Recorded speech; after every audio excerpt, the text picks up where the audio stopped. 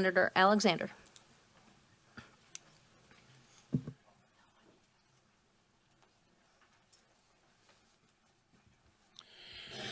Thank you, Madam Chair, members of the committee, and thank you for hearing Senate Bill 151. I understand maybe there's an amendment to that. Okay. Did you want to take that? Well, we can start with that, yes. Okay. Representative Zimmerman. Thank you, Madam Chair, members of the committee. I'd like to offer amendment number 3. And what amendment number 3 does is it deletes sections 1 and 3 of the bill, which establish the laches defense. And then as to the statute of limitations language, it deletes all of the changes made in the Senate to the sex crime statute of limitations. But what the amendment does is extends from 5 years to 10 years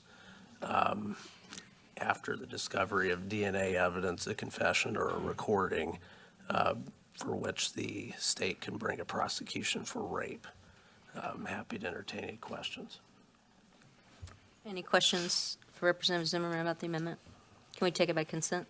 Consent. Consent. Okay. You have an amended bill. All right. Thank you, Mr. Chairman. Rather than go into detail, I think you all have heard plenty about Senate Bill 151 over the last couple of years. So I know there's people to testify that can probably help to understand why this is necessary. And I would certainly yield to those that are here to testify, if that's okay with the chairman. And if you have any questions, maybe save that for the end for me anyway. Is that okay? We can do that. Thank you. All right. Carissa Siekman.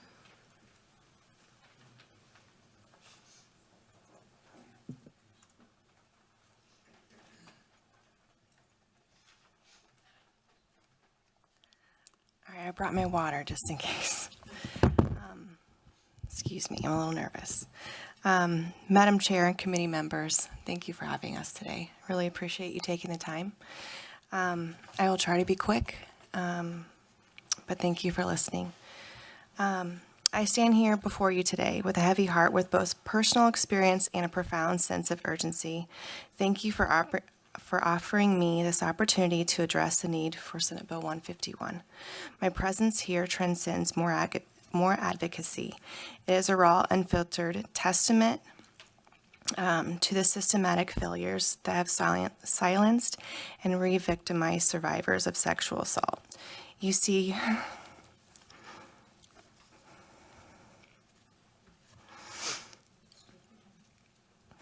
I didn't cry last time.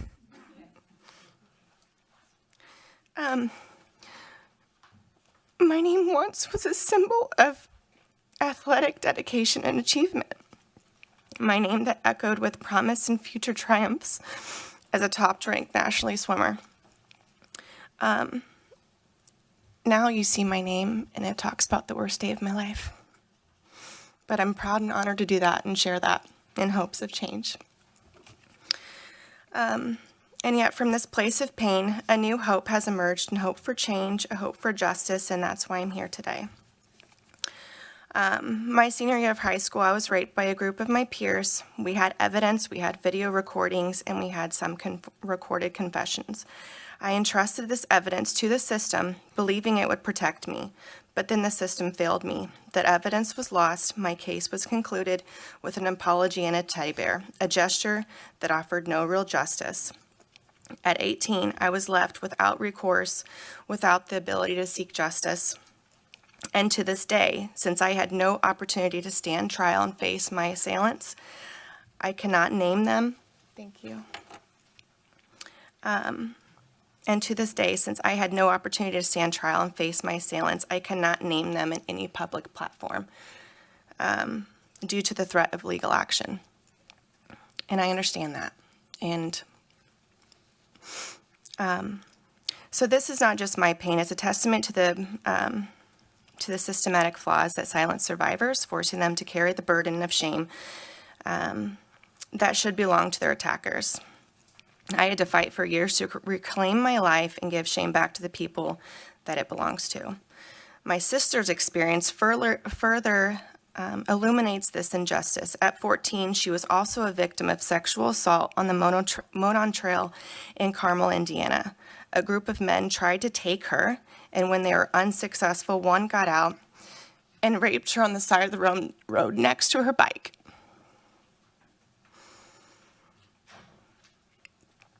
As her big sister, I knew her pain.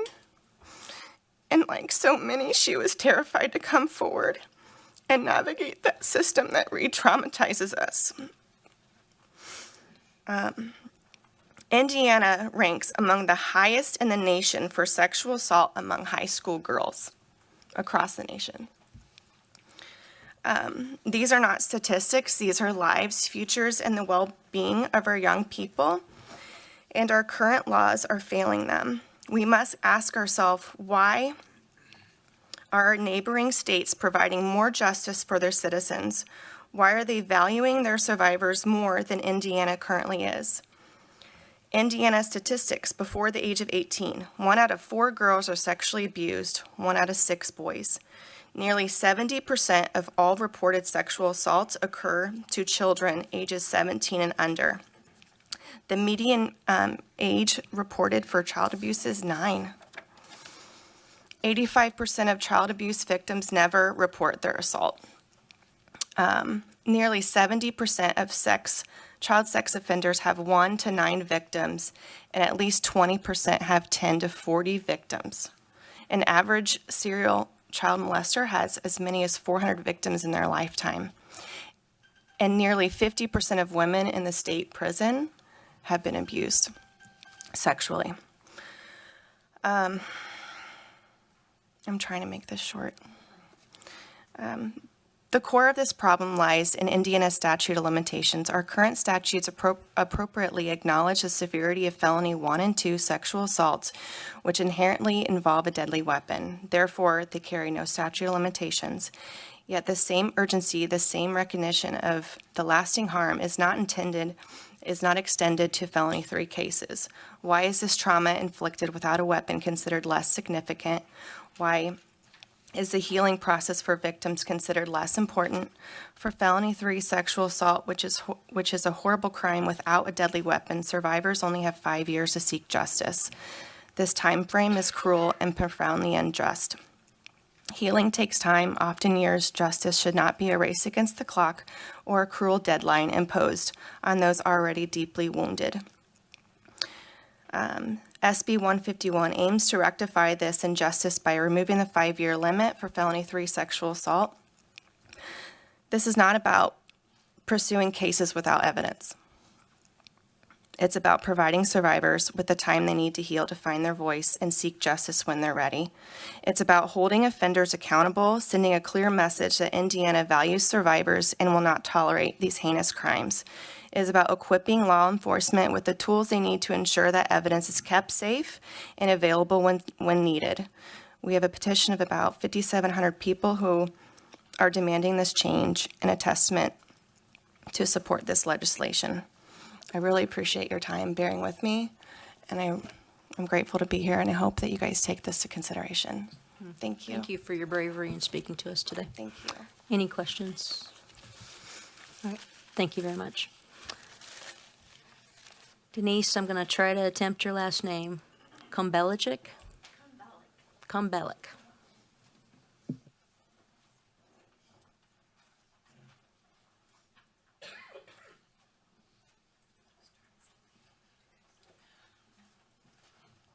Thank you, committee, for taking the time to hear me. I want to introduce myself.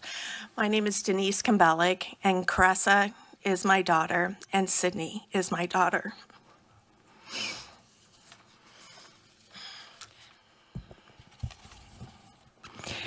You know, in life, I think that we are all dealt a certain hand, and some of those hands are better than others.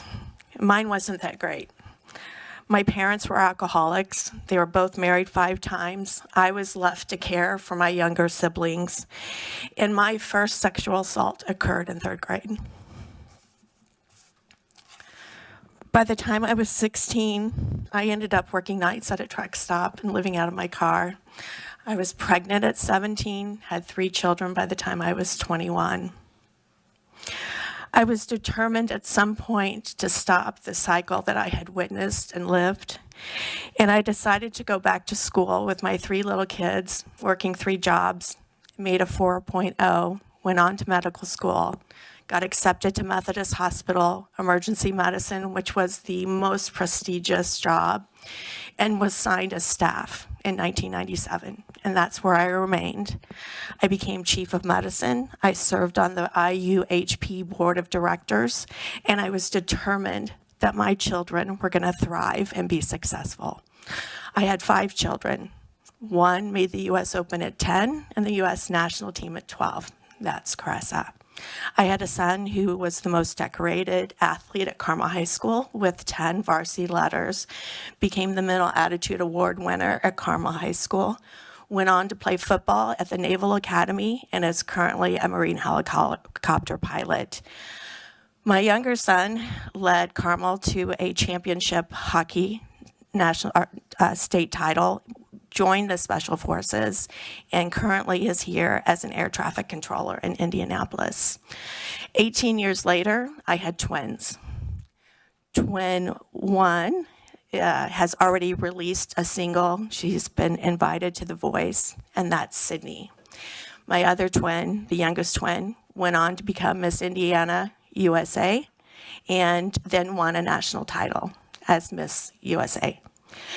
So I believed that my children had the right to become good, amazing adults. I believed in them. I gave the tools. I thought I had deserved the right to sit at the table amongst hard-working people who work hard and have loyalty and dedication. I thought I had played the hand and I had won. I want you guys just to imagine the person you love most in your life, happy, pure, perfect.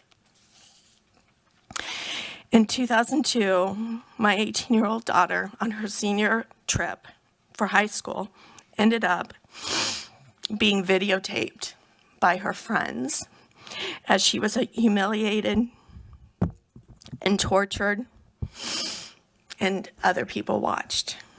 These were the same families that I had taken care of in my emergency room. They were guests in my home. I believed in them. I sacrificed my own family to take care of my community, and this is how they took care of my family. It's unimaginable how this could happen, but it does. I'm sorry. These are soul-changing, life-altering events. We don't wake up one day and think that this life-altering event is going to happen to us, but it does, and it doesn't go away. There's no preparation. There's no way to ward off the demons that live inside of you as a result that are demanding justice. The anger erodes the person you were, and it just sits there and taunts at you, demanding justice. Unfortunately, in 2014, my younger daughter was sexually assaulted in the middle of the day in Carmel, just off the Monon, riding her bike. So why is Senate Bill 151, also known as Sydney's Bill, so meaningful? For so many reasons. It allows victims the time to heal in order to face their assailants. It gives them back power, time to grieve for the life that is stolen from them, time to gather the tools necessary to navigate the tough legal system that just is not that kind to victims of sexual assault. It affords women, children, and men the opportunity to have a voice and to fight for their own justice. We only need to look at the USA women's gymnastics team or the IU men's basketball team to see that it's a complicated journey and that 7 years or 5 years just may not be enough. It's just not enough for us to get to the point that we can face our assailants. And In the state of Indiana, there is no statute of limitation for prosecution if a perpetrator commits an assault with a deadly weapon. It's hard for me to see the difference because lives are lost either way. The violence is the same. I just ask that you vote yes in support of Senate Bill 151, Sydney's bill, and to vote for justice. Thank you. Thank you. Any questions? Come back, please.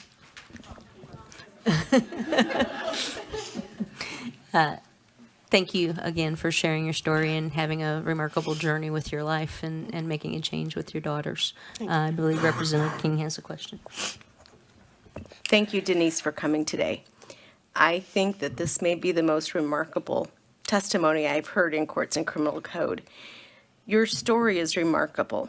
Your story and your children's story, and it's a story that is worth sharing. It's hard for all of us to sometimes share our deepest hurts and pains. But you have been so resilient in this process, and I applaud you for the parent that you have been to your family, and I hope that the story is just beginning for you and your family. This is really remarkable, and thanks for coming today. Thank you. Thank you all. Thank you. Joel Winnicky.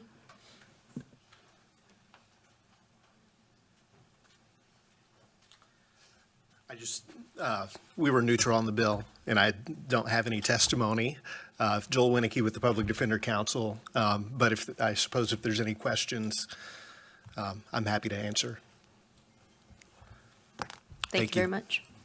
And Amber Barney.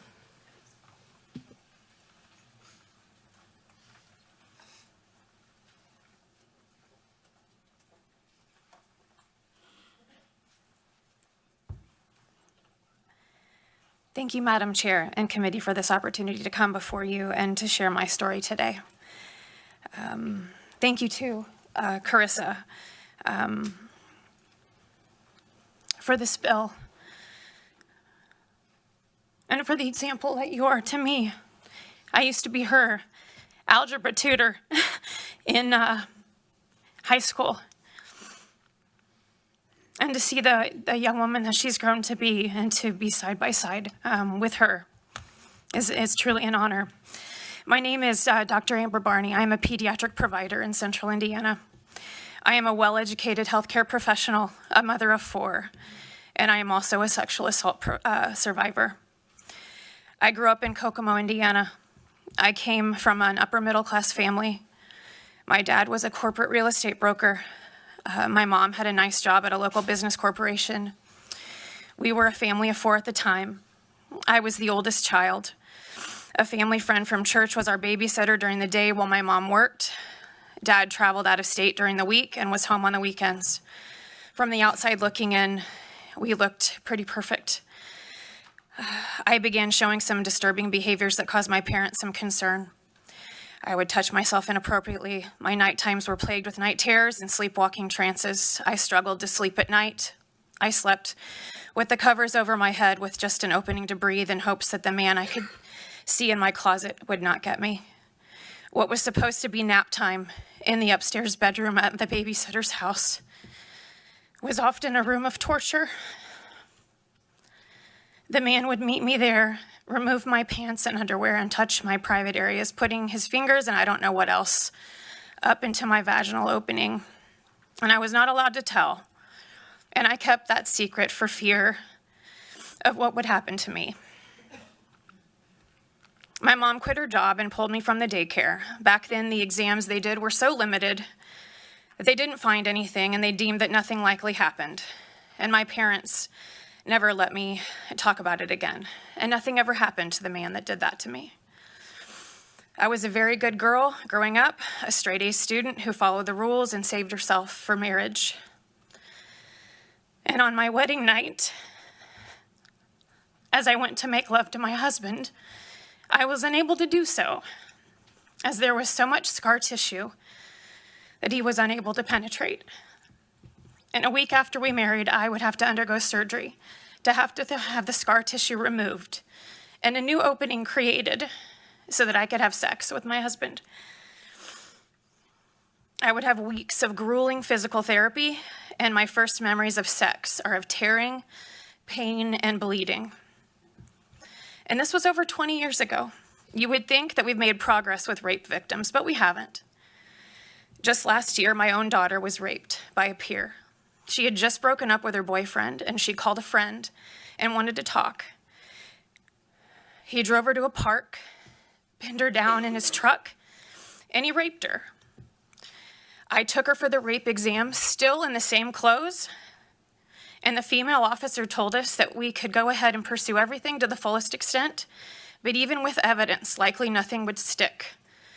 This young man was a football player in Carmel, and he would be protected, and there would be nothing that would happen. Evidence was found in the vehicle and per her exam, but her file somehow went missing, and the case was dismissed. She was 18 at the time. I take care of children from newborn to age 21. I could share stories of abuse that would turn your stomach and blow your mind, but the law prevents me from doing so. But I want you to ask yourself, what if it was my child, my wife, my niece, my son, my nephew? It's hard to be sympathetic when you've never endured something so personally violating, so emotionally and mentally tortuous and physically painful. If you haven't endured it, you don't know what it's like to live with the flashbacks, the irreparable psychological damage, and in some cases, permanent physical damage. Many of them are sworn to secrecy, like myself, for fear of harm, or were made to feel ashamed. Some block it out because the abuse was so terrible that the mind protects itself. Some sought retribution immediately after the offense, such as the case of my daughter, and Carissa and her sister, and even still, the system protects the abuser. I am a strong Christian woman who believes in forgiveness, but I also believe in accountability for one's actions. If a child steals a candy bar, they should pay the store back for what they stole. If a person is driving 70 miles an hour in a 50-mile-per-hour zone and they get pulled over, they should have to pay the ticket. And when a man or woman is physically violated by another human being, they should be held accountable for their actions, or at the very least, the person violated should have the opportunity to a trial. Madam Chair and committee, you have it within your power today to make a difference in the lives of so many people, to make necessary changes to a law that would allow for people to come forward having been too afraid to. It is my prayer that our stories will cause a stir within you to use your position of authority to make a positive difference in the lives of your constituents. We may have let fear keep us from talking then, but we will not let fear keep us from talking now. We ask that you please hear us. Thank you. Thank you for sharing your story. Any questions for Ms. Barney? All right, thanks for your bravery. All right, that's all I have. Signed up to testify. Senator Alexander, would you like to? I think I'll let that be my close. Thank you, Madam Chair. Okay. Any committee discussion? Okay, can we have a motion, please? Move to pass as amended. Second. Take the roll. Representative McNamara. Yes. Representative Gore. Yes. Representative Bauer. Yes. Representative Pierce. Yes. Representative Shackelford. Yes. Representative Meltzer. Yes. Representative Zimmerman. Yes. Representative Ireland. Yes. Representative Jeter. Yes. Representative Bascom. Yes. Representative Sturwald. Yes. Representative King. Yes. Representative Bartels. Yes. 13-0.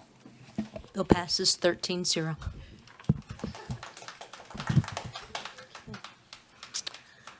All right, you're welcome. Senate Bill. You can scream, that's fine.